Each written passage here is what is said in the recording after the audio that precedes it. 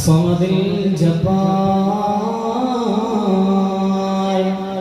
نحمده ونستعينه ونؤمن به ونتوكل عليه ونعوذ بالله من شرور أنفسنا ومن سيئات أعمالنا من يهده الله فلا مضل له ومن يضلله فلا هادي له ونشهد أن لا إله إلا الله ونشهد أن سيدنا محمدا عبده ورسوله وقال الله تعالى في القرآن رب اشرح لي صدري ويسر لي أمري واحلل عقدة من لساني يفقهوا قولي يا رب بالمصطفى بلغ مقاصدنا واغفر لنا ما مضى يا واسع الكرم مولاي صل وسلم على حبيبك خير الخلق كلهم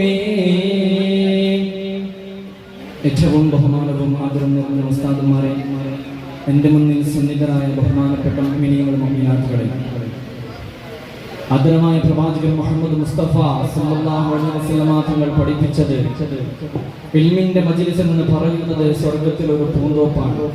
ആ പൂന്തോട്ടത്തിൽ ഈ ഇൽമിന്റെ മജ്ലിസിനെയും ഉൾപ്പെടുത്തട്ടെ എന്ന് ആദ്യമായി പ്രാർത്ഥിക്കുകയാണ്. സുഹൃത്തുക്കളെ, സമയം വളരെ ചുരുങ്ങി കാരണം യാതൊരു ആമുഖമില്ലാത്ത വിഷയത്തിലേക്ക് കടക്കുകയാണ്.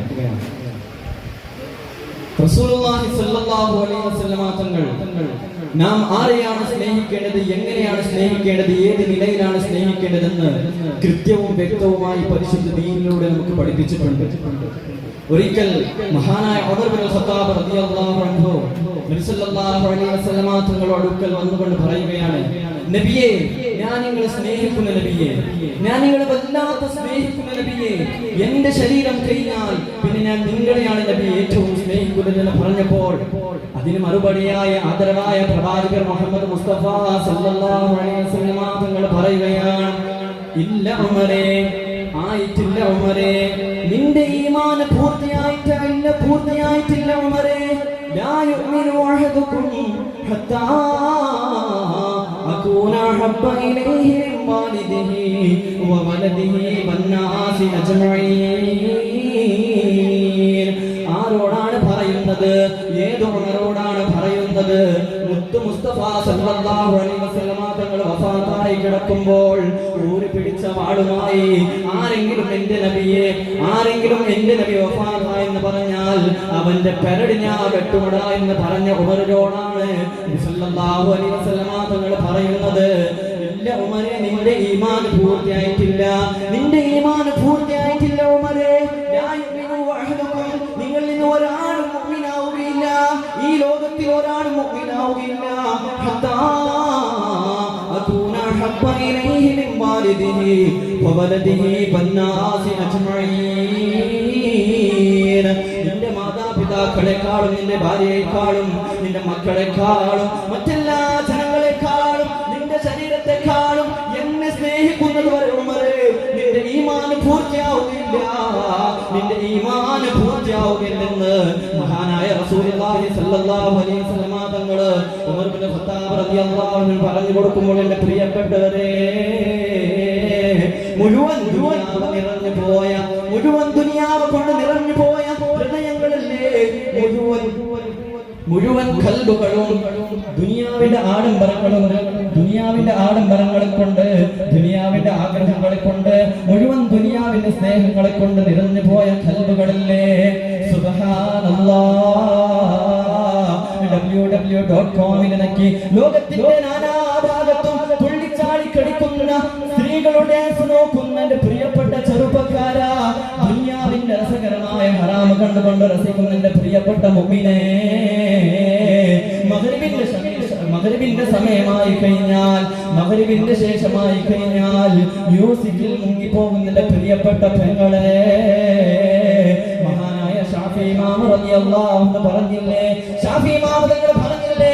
ഈ ദുനിയാ അഖല്ലു മിനൽ ഖലീൽ വാശിബുഹാ അദല്ലു മിനദ് ദലീൽ.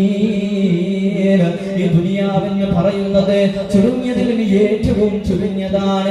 ഈ ദുനിയാവിന്റെ സമയം ചുരുങ്ങിയതാണ്. ഈ ദുനിയാവ് ചുരുങ്ങിയതാണ് മോനെ. ഈ ദുനിയാവിലുള്ള സകലതും ചുരുങ്ങിയതാണ്.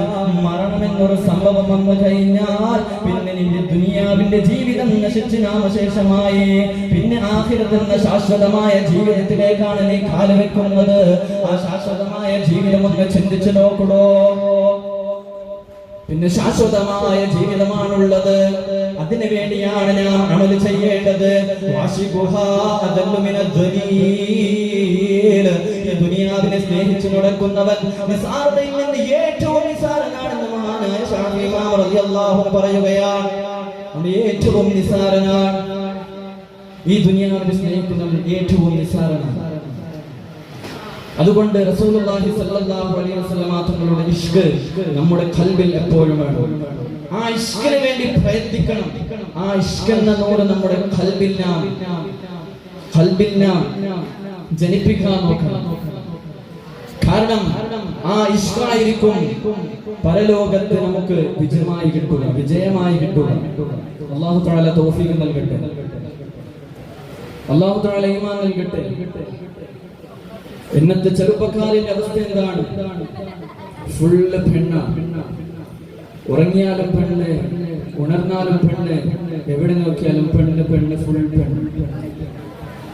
പെണ്ണുങ്ങളെ അവസ്ഥ നോക്കിയാൽ 20 വർഷം പോറ്റി വളർത്തിയ ബാപ്പയെയും ഉമ്മയെയും മറന്നുകൊണ്ട് ഏതോ ഒരു പയ്യൻ 2 ഗിഫ്റ്റ് കൊടുത്തത് കൊണ്ട് അവന്റെ ഒപ്പം ഒളിച്ചോടും.